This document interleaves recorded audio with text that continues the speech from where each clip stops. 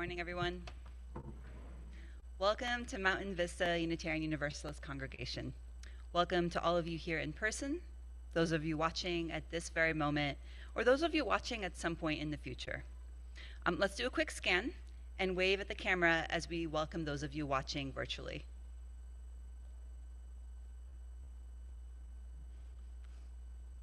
Thank you.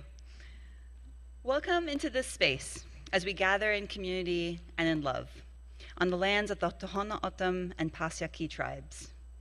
We acknowledge as a way to reflect our actively seeking to develop relationships of justice, equity, and trust with all who feel kinship to this place named Sonoran Desert.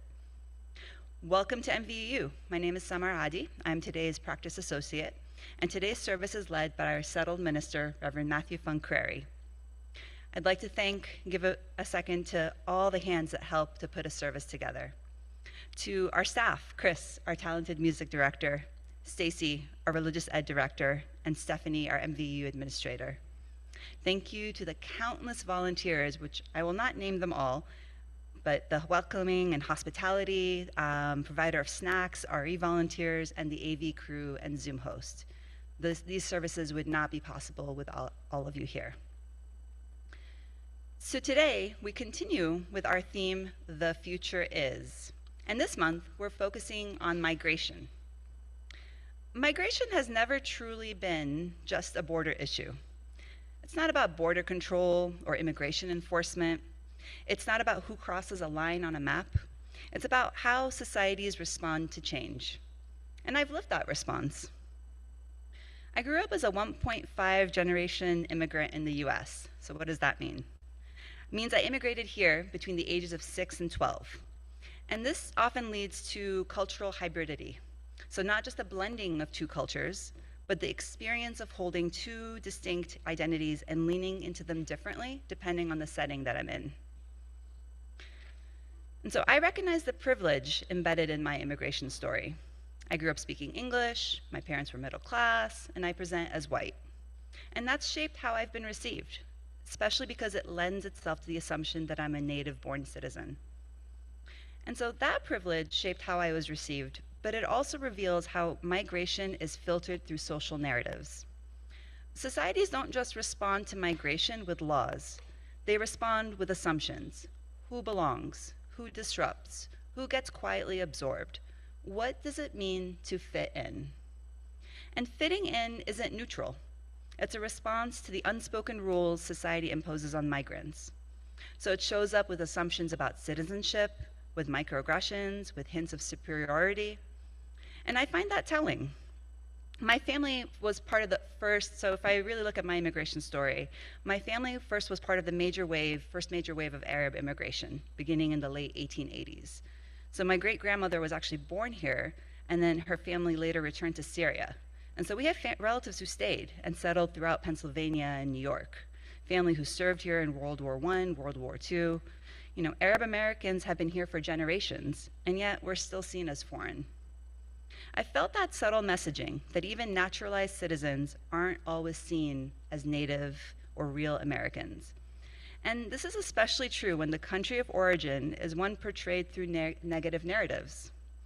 Edward Said, in his book Orientalism, describes how the West has long depicted Arabs as exotic, irrational, threatening, flattening diverse cultures into the single monolithic other. And these portrayals don't just live in books. They shape public perception, policy, and the lived experiences of many Arab Americans. So even the legal classification of Arabs as white was less about inclusion and more about preserving dominant cultural narratives, particularly Christian ones. Among the early 20th century naturalization cases, and I did a deep dive, although I was familiar with this case, one stands out. George Shishim, a Lebanese-born police officer, argued that since he came from the same land as Jesus, denying his whiteness would imply that Jesus wasn't white either. So the judge agreed, granting Shishim citizenship and affirming his legal classification as white. And so my story isn't unique. Many cultural groups have deep roots in this country and have contributed profoundly in many ways, and still continue to be seen as other. We're surrounded by reminders of that history here in the Sonoran Desert, where less than 200 years ago, Arizona was part of Mexico. Many Americans here of Mexican descent can trace their ancestry to the people who were already living here. So migration is constant. What changes is a story we tell about it, and those who get to tell it.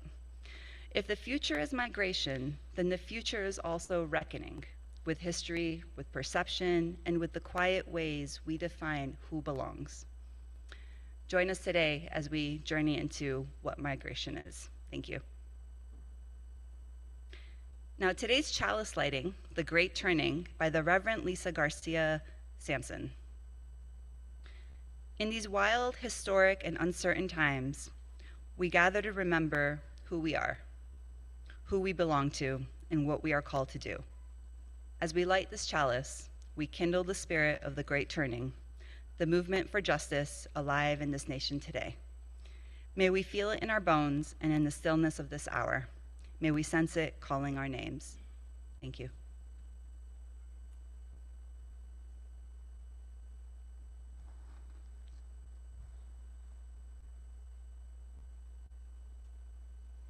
Good morning. There are so many ways we offer gratitude for what we have received here at Mountain Vista Unitarian Universalist.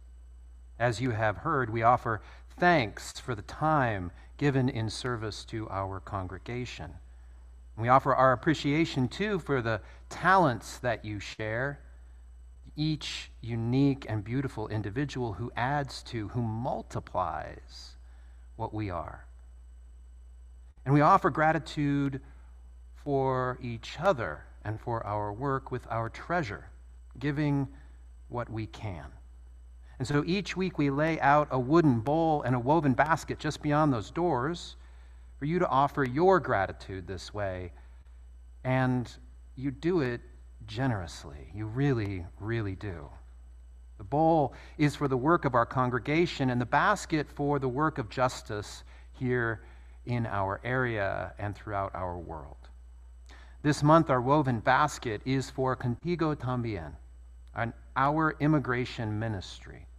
In Espanol, the ministry means with you too, or with you as well, which names the relationship between the members and friends of our congregation and those individuals and couples and families who we are with as they seek asylum.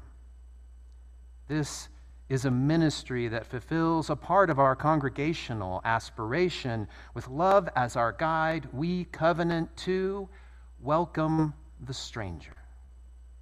And this means offering asylum seekers financial aid, of course, but even more, it's offering belonging, which is a way of offering home. This ministry is already challenging without any of the newness, the changes that we are witnessing in U.S. immigration law. As rules and laws are being ignored and betrayed and disassembled, it is a ministry today of loss. Certainly your treasure can help. Putting what you can in the woven basket, it supports the emergency medical aid, it supports legal bills to the two families Contigo También currently accompanies. But your talent and your time, it's essential as well. Just like your treasure in the basket, you don't have to have a lot to give generously and to be of support. Offering just a few minutes to check in with those involved is a gift. Asking Cheryl and John, Christiana and Melva, or Mary, or many of the others who over the years who have walked alongside these asylum seekers, asking them, how are you? Listening. Not fixing, not correcting, not suggesting new ideas, just listening. It's a way to show that I am with you as well. All that you give of yourself to MVUU and Contigo También, it's always and ever will be gratefully appreciated.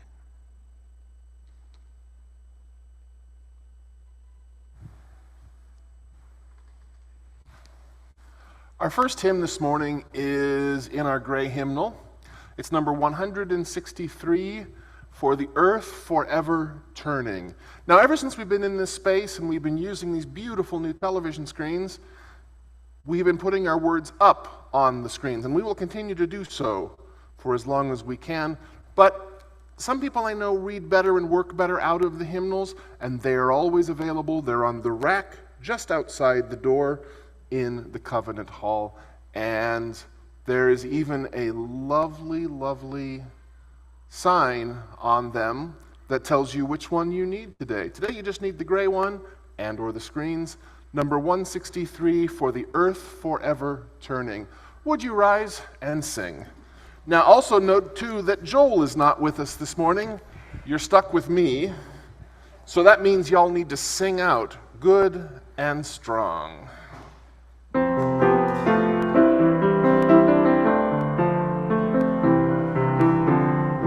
For the earth forever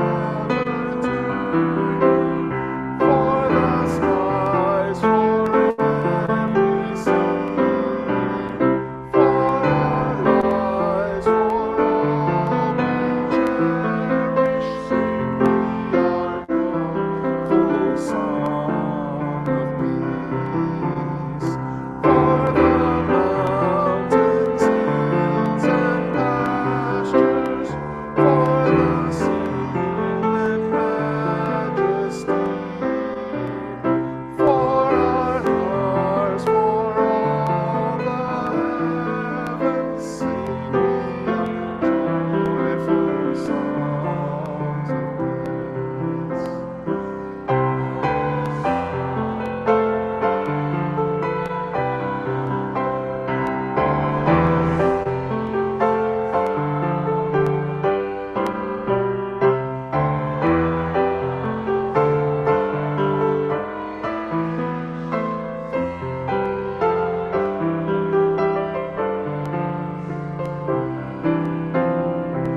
For the world we raise our voices, for the home that gives us birth, for the joy we sing, returning home to our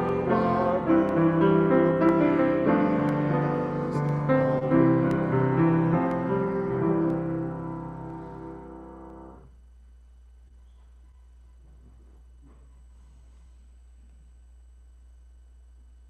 I invite you now to a time of contemplation, of considering and pondering that migration is human. We often pin migration down to topos, the topographical movement from place to place. And this is beautifully witnessed in animal migration in the wild geese, monarch butterflies, the mass migration of wildebeests, and the major individual migration of blue whales. Through the sky and the earth and the sea, animal migration illustrates that the element of time goes with that topographical movement. Animals move in harmony with the turning of the earth, taking weeks and months to be in just the right place at just the right time to sustain their species. And human beings are no different. We migrate through space and time to survive and to thrive. We have always done this as a species, but with greater and greater awakening, we know that we migrate, we choose to move, always seeking the right time and place to belong. Belonging is that oneness with our world. Belonging is home. Home is a place, then, that we would recognize today, aware and when that you have the right, the unalienable rights to life and to liberty and to the pursuit of happiness. Now, in the growth of human consciousness, major tectonic consciousness over human time, migration is seeking home, and it echoes back through our history. The poetic cultural philosopher Jean Gebser witnessed human consciousness through art. And through his lens, we can find the art of our ancestors, a migration to belong and to find home. Beginning in our original consciousness, a dependence and a oneness with nature. Human beings simply migrated as the plants and animals do, instinctually and in harmony. During this time, art couldn't be distinguished from the seas or the hills, from the mountains or the heavens in their silent majesty. And then as magical consciousness emerged, so did our sense of coexisting alongside all that there is. And this, we felt an interdependence with the world as painted on the walls of a cave in the Aeneid Mountains in Chad, Central Africa. Different, diverse, but not separate from the world. The migration of animals meant the migration of people out of Africa into the Fertile Crescent, across steppe and tundra and bridges of the Ice Age. Human beings migrated across the earth and eventually into a mythical consciousness. Here we used art of story to span distances of space and time. Our past ancestors could be then alive in the present, and divisions between good and evil, right and wrong, freedom and enslavement could be passed along stories through generations. This is the story of Exodus, with its central hero of Moses. It's on the walls of the Dura Europos synagogue, one of the oldest in the world. It's in Syria. As depicted here, Moses migrates to Midian, a barren desert place. And there he is called by God out of a bush which is aflame but not consumed by fire. Free my people from slavery. Moses famously refuses. It's said that he refuses for 4 years and becomes a shepherd, hiding out for a crime that he committed back in Egypt. But finally he relents to God's call and he returns to free his people with miracle and with plague. It is said that the people then must wander in the wilderness 10 years for every 1 year of his refusal. Sustained by manna from heaven and water springing up from the earth, they receive a covenant, 10 moral guidelines. Some faiths call them the 10 Commandments, to aid their migration, to become a new people, to find a new land, a place to belong, a home. When they arrive at the land of milk and honey, Moses can't go with them. His work was preparing them for the future. And if you don't know it from Hebrew Scripture, you might remember it from that Charlton Heston movie, The 10 Commandments. Exodus is the story of human migration, of being called to freedom, to seek a new place of belonging, to find a new home. And it leads us to a rational consciousness, the one we hold today, of logic and science and individualism. This work is called Woven Chronicle. It's a multimedia piece by Reena Salini Kalat out of India. Online narration of this piece says, with Woven Chronicle, we're not just looking at a map of the world. We're looking at migratory paths, lines of movement that are fundamentally difficult and politically charged. Woven within the map itself are a number of speakers. You can kind of see them in there. They suggest a movement of goods, of animals and humans, of which we are all a part. Woven Chronicle illustrates that we could redraw the map of the world based on these migratory movements. We can see clearly a world of individual countries with our political division, and we can begin to imagine one free to move as migration calls us. And all of this is to say, migration is human.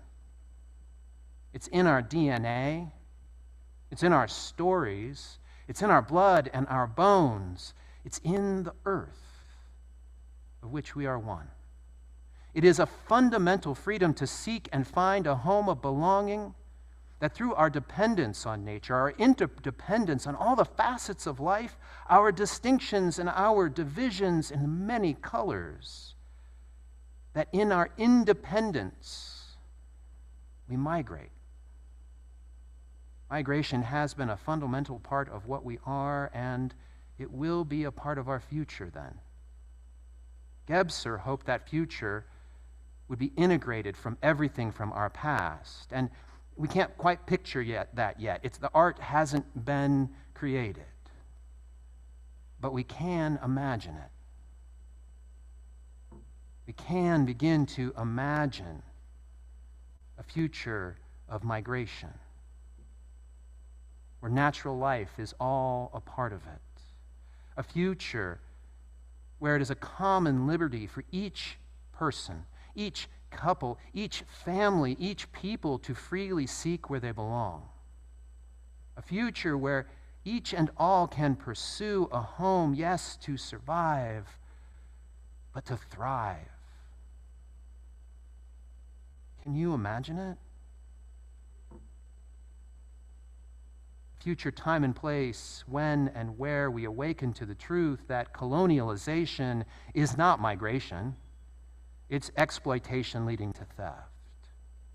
A future and time and a place where enslavement is recognized as violent abduction, stealing people away from their homes, and not involuntary migration. A when and a where of tomorrow where deportation is known as the opposite of migration. A rending of belonging, a destroying of home. There is a future where all of these are simply human cruelty. Betrayals of our shared humanity, heartlessly attacking our human right to life and to liberty, to pursue joy. I can imagine it. A future where we've left behind the cowardice, the bullying, the meanness. A future where all have the freedom to seek where they belong, where no human being is illegal. I believe that future calls to us. It lies beyond all of our current fears, waiting just for us to imagine and then to make art of a freedom that is migration, a freedom that is belonging, and finally, the freedom for us to all seek and to finally come home.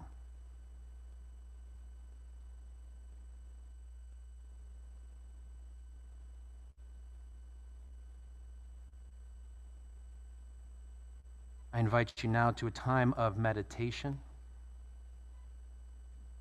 of breath and rest. Rest in the grace the world has to offer.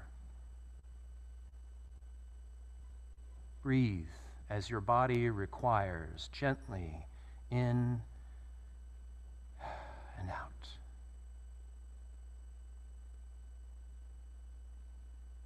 In the midst of the motion of the world,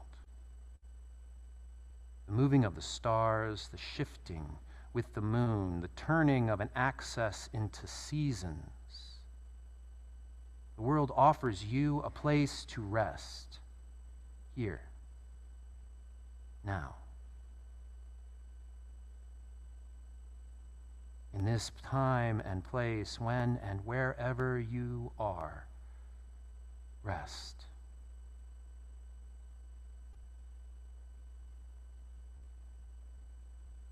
Breathe in and out and know that your ancestry moves. It moves through you. Behind you, the distant past of people crossing land and sea and sky, generations of your people migrating, seeking a future home. In this movement that includes all life, searching for the right place and the right time, the world pauses, and it offers you this present moment to rest.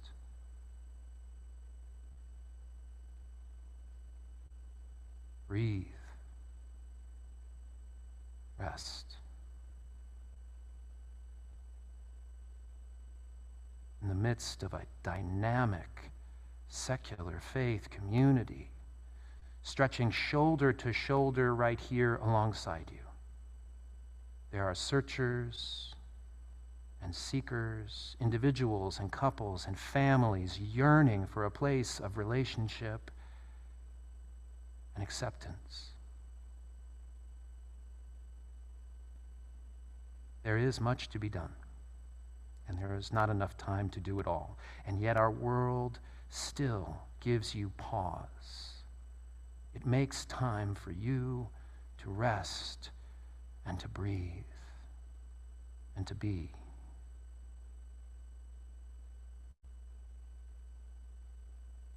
Rest in your precious wholeness and dignity, embraced by community, held with their ancestry, cradled in this natural world.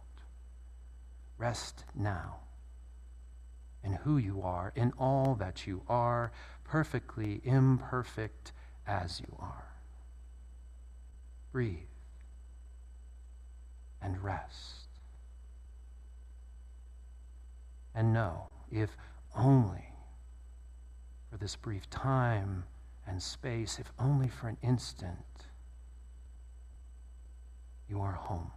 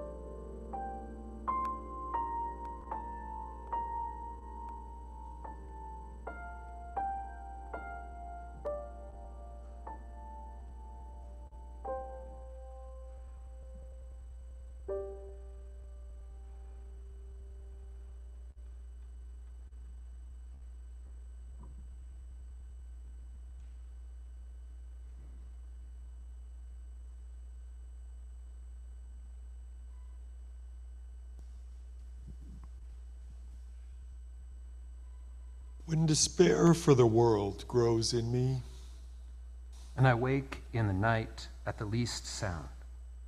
in fear of what my life and my children's lives may be, I go and lie down where the wood drake rests, in his beauty on the water and the great heron feeds. I go and walk where the roadrunner nests in her dignity on the riverbed, and the great horned owl feeds. I come into the peace of wild things, who do not tax their lives with forethought of grief. I come in the presence of still water. I come into the still presence of the desert, and I feel above me the day-blind stars waiting with their light. And for a time I rest in the grace of the world. For a time I rest in the grace of the world, And am free. and am free.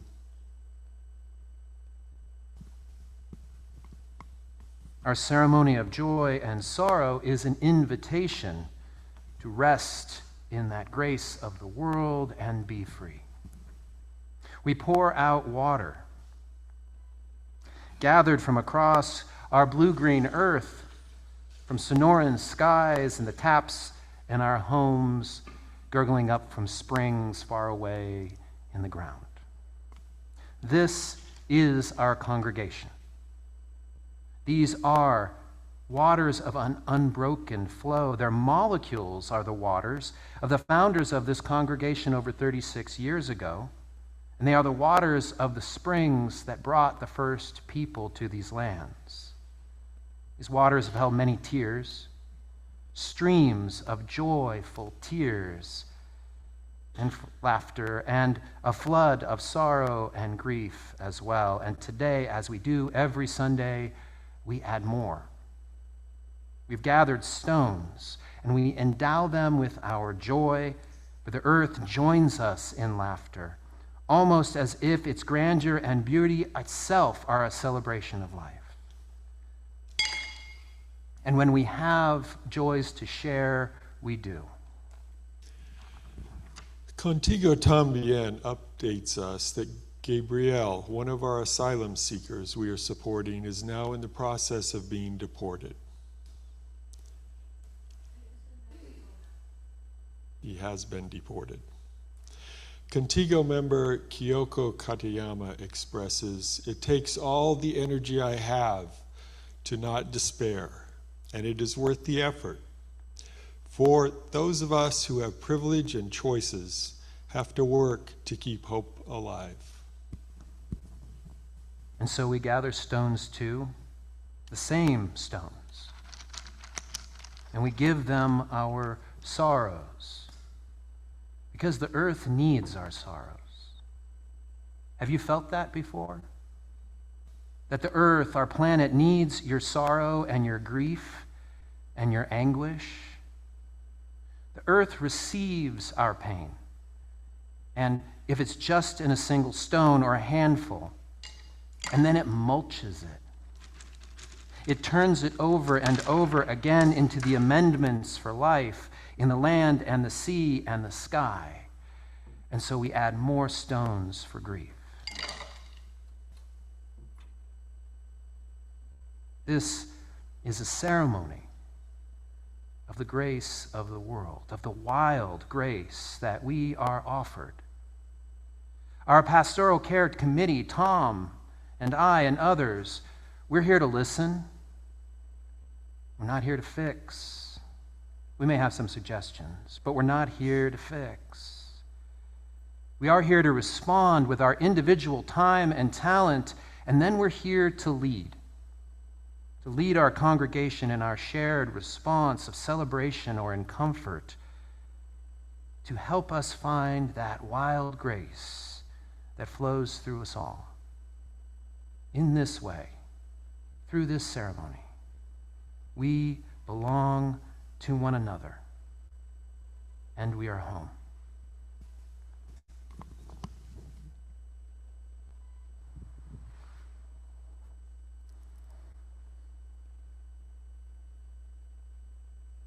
Our middle song today is part of our dry, at least part of it is part of our dry desert ritual year creation. I know you've heard me say several times before that our UUA, the UU Association mothership, is in Boston, and a lot of our content reflects that. The beauty of four seasons, leaves that fall, winter snows, the spring flowers that bud up, and a warm and gentle sun in the summer. That doesn't feel like it's trying to rip your skin off.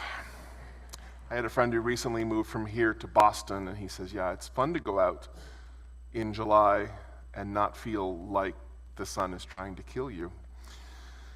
So among the other things that we did was we took a couple of the hymn texts from our hymnal and rewrote them into more desert-focused. And this is one of them. We sing Amazing Sunsets. It's a gloss on Ralph Waldo Emerson. And today we're going to sing the one verse that we wrote for the Dry Project, actually two verses that we wrote for the Dry Project, and in between them we're going to sing the second verse, which is the original Emerson text.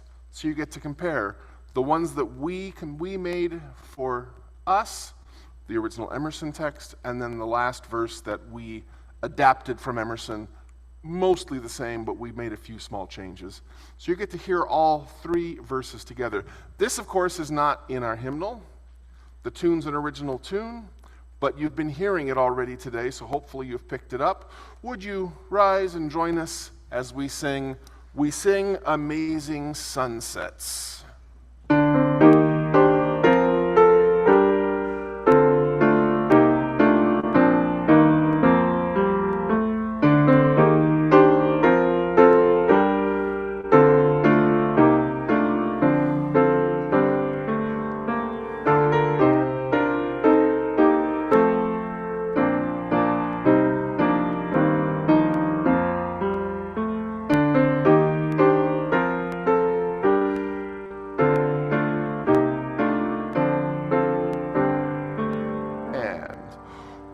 We sing amazing sunsets.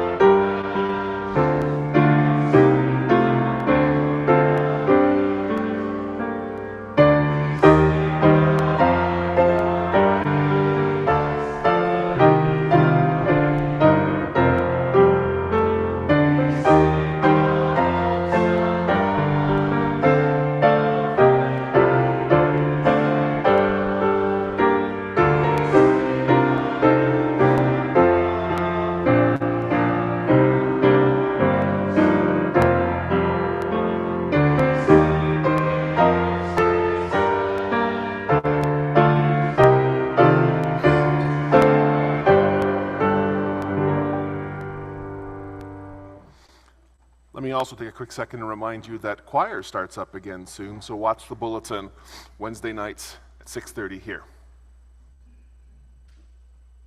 Today's sacred reading, Bring Me Home, by Reverend Sean Parker Dennison. When I have wandered again into the desert, the barren land of Midian, ashamed, afraid, and refusing to return, bring me home. When I have been on holy ground, removed my shoes, but refused to hear the voice within the fire, bring me home. When I have fled again, still insisting that I am not enough, my limitations too big, my courage too small, bring me home. When I avoid the suffering of people who are all people and spend my time tending endangered flocks, bring me home. When I lift my voice and staff, still expecting nothing, and instead find miracles and plagues, death and life, freedom and pain, bring me home. For when my people wander 10 years, for each one I ran from you, and still there is manna and water from stone, and the beauty of clear commands, bring me home. When I glimpse the land of promise and know that it is real, both milk and honey, not for me to taste, but a true promise for the generations, then, dear one, then, bring me home.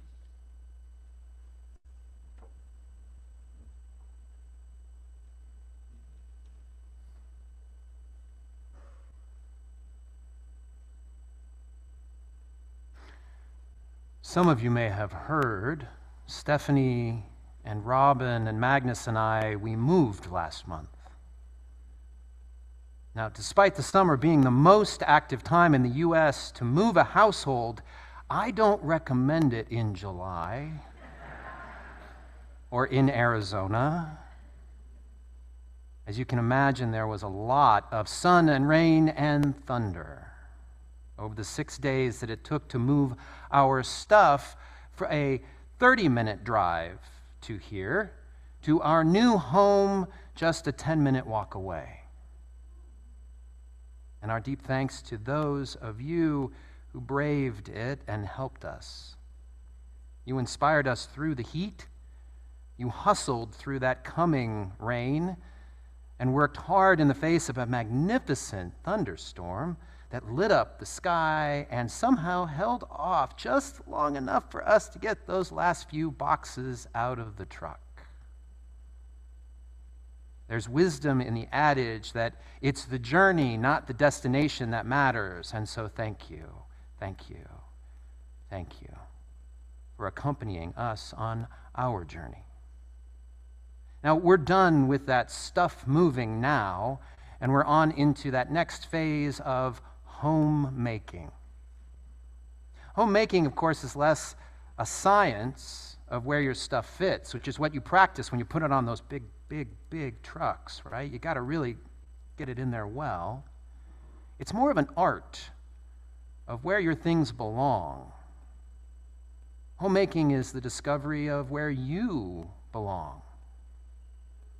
As our neighbors have started to welcome us, not just the human beings who have lived on the street for over 30 years, but the mourning doves that are nesting 7 nests around our house, the hawks that are eyeing them for breakfast, and the coyote that just keeps appearing out of I don't know quite where. We are learning the history of our home. Sure, the dates of construction and those additions that happened, but we're also learning the stories about the first owners and all of those who came after them. Part of homemaking, then, is finding your belonging. It's discovering the history of that place, of learning its distinctness, its quirks, its strangeness. And homemaking, as I'm discovering, and we really don't talk about this a lot, but it also means letting go. Letting go of some things, like that piece of furniture which turned out to be too tall, or the drapes that just don't quite work for some reason. But it can also be the letting go of emotions and expectations that no longer fit you and the home that you are belonging to now. This, I'm finding, is an unspoken challenge of moving. Not only are you and your stuff literally unsettled, but in the transition of you are unsettling your life, if only for a short period of time. Have any of you ever felt this way before? Turns out that the Census Bureau, remember back when they existed, the Census Bureau, sorry, that wasn't scripted. The Census Bureau says that in the United States, in a lifetime, we move 11.7 times. I'm kind of curious what a 0.7 move might look like. But flowing from way back, our original instinct, the yearning to migrate from space to space, seeking the right time and place where we are free to belong, we must pass through being a stranger in a strange land. That phrase might be familiar to you. It's the title of a science fiction classic by Robert Heinlein.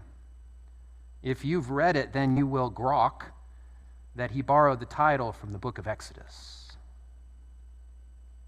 Now, while that is often focused on Moses, Exodus is the story of the migration of a people, moving beyond being strangers in a strange land to arrive at some place brand new, a home, a promised land of milk and honey. Exodus is a people escaping slavery, wandering in the wilderness for 40 years, and it's said that they had much to leave behind during that time before growing to be ready for the promised land. It reminds me a little bit of the history of this congregation over the last 10 years. The Hebrew people learned to rely on the gifts of the earth, one another, and of course their covenant, before being able to enter that land of milk and honey. Despite its challenges, this story of migration has inspired generations of people who broke free from slavery, who escaped tyranny, who endured being strangers in a strange land in order to take the journey through to its end and come home. The story has been the inspiration of the inscription on the Statue of Liberty. Give me your tired, your poor, your huddled masses yearning to breathe free. The wretched refuge of your teeming shore, send these, the homeless, the tempest-tossed, to me. I lift my lamp beside the golden door, as envisioned by poet Emma Lazarus. Our country used to welcome immigrants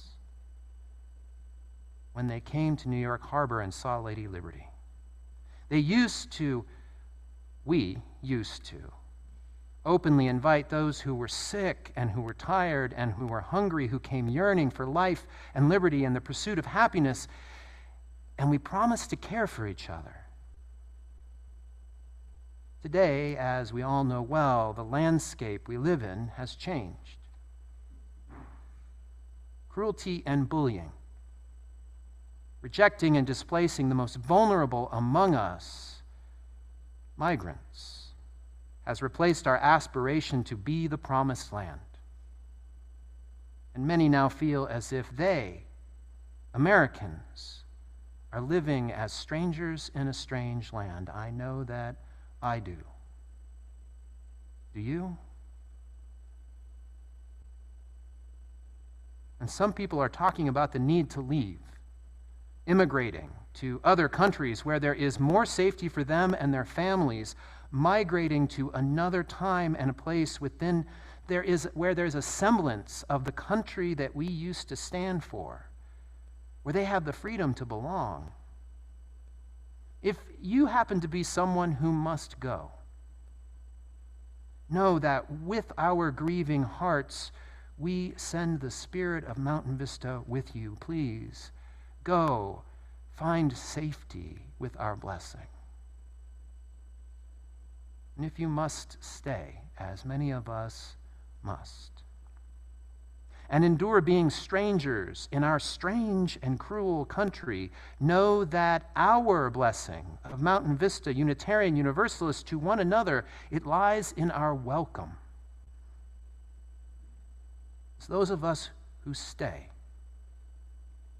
We will lean into our covenant, the guidelines and the aspirations that we have written for ourselves, and with love as our guide, we covenant to welcome the stranger. There's a lot more to the covenant. There's much more. It's good. But in the future of migration that we're imagining, This is our aspiration. To welcome all of those who come to our door, to accompany them through the strangeness which is our faith, Unitarian Universalism, sharing the history and values of this place so that they can discern if this is their place of belonging, if this is their spiritual home. And it is our aspiration to reach out, to tell anyone and everyone that there is a place, there really, truly is, with people and programs that are held within the grace of the wild world, where you can be free to be who you are, where you can belong, where you can make a home.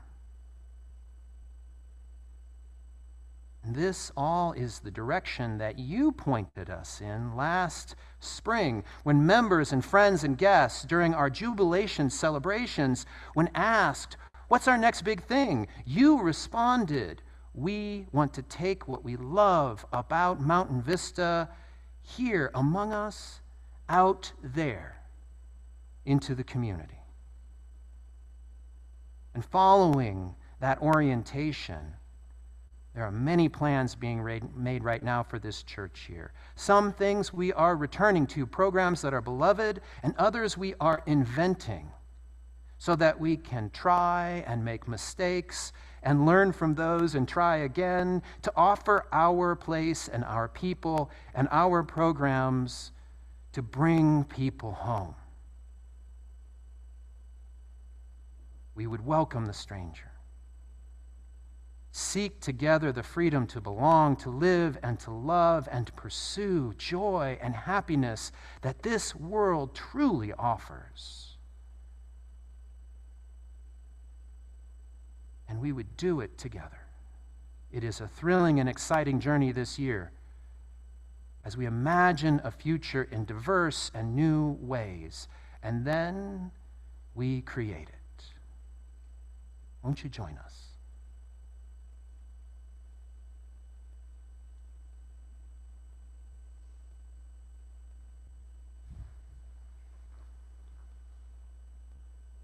Our closing song today is the beautiful, lovely, originally Mexican song, De Colores.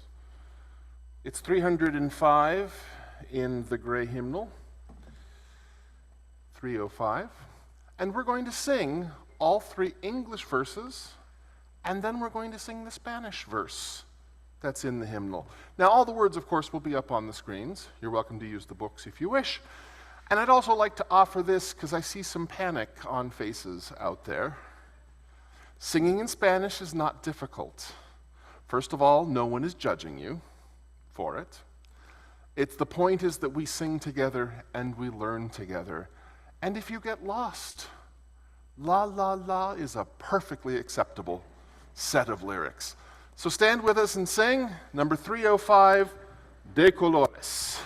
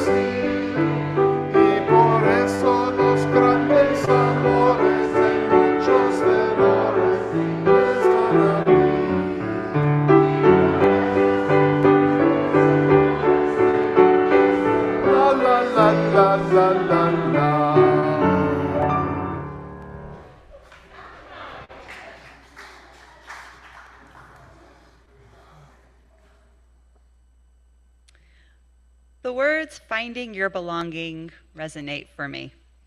I think I've moved way over a dozen times at this point and migrated to different countries. And one of the things that has helped in those migrations is that I've always found my people.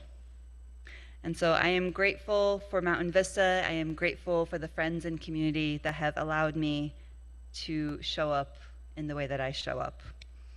And so as we go into our announcements, the future is, and it is happening. We want to keep you informed about the many opportunities for you to get involved in transformative moments and transforming actions, such as Labor Day UU Campout. So did you know that there's a UU wilderness camp here in Arizona? Who knew? Raise your hands if you knew. Outside of the announcement last week. Who knew? Sawura, S-A-W-U-U-R-A, Sierra Ancha Wilderness Unitarian Universalist Religious Association, it's a mouthful, rests in 100 acres of mountain forest near Young, Arizona. They are hosting a family-friendly outdoor weekend for UUs and friends, August 30th to September 1st. Sawura is a wilderness camp, meaning in addition to the wild grace of nature, it offers campsites for your tent, group space to set up kitchens together, water, latrines, and a playground. And if you would like to know more about that Labor Day weekend or the wilderness camp in general, you can search sawurra.org online or use the QR code on the screen. The MVU Grief Group, only on the 2nd and 4th Sundays. Sundays in the early afternoon after services, our MVU Grief Group meets. Terry Pavlovsky and Ann Bowling facilitate each session, inviting all who come to speak and listen. Climb the stairs or ride our lift chair to the loft on our 2nd floor after you meet and greet one another during fellowship. Coffee, not cafe, but it is cafe. Coffee Justo, only on the 1st and 3rd Sundays. MVU offers Cafe Justo for sale as a delicious social justice project on the 1st and 3rd Sunday of each month. The price is $14 per pound, and they have ground and whole bean packages in caffeinated, decaf, and half blends. So take some home and taste the wonderful flavor that we serve here. Today's Releasing the Flame is "Blessed is the Fire That Burns Deep in the Soul" by Reverend Dr. Eric Heller Wagner. Blessed is the fire that burns deep in the soul. It is the flame of the human spirit, touched into being by the mystery of life.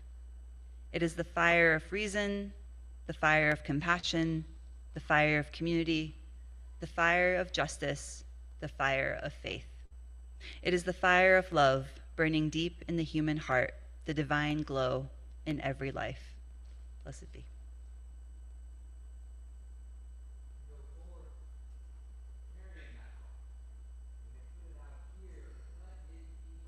Hearts, and let it be a message of welcome. Welcome to the world and the joy. Welcome to the people who need to know that this place, this people, is here for them. Go and share our good news. Amen.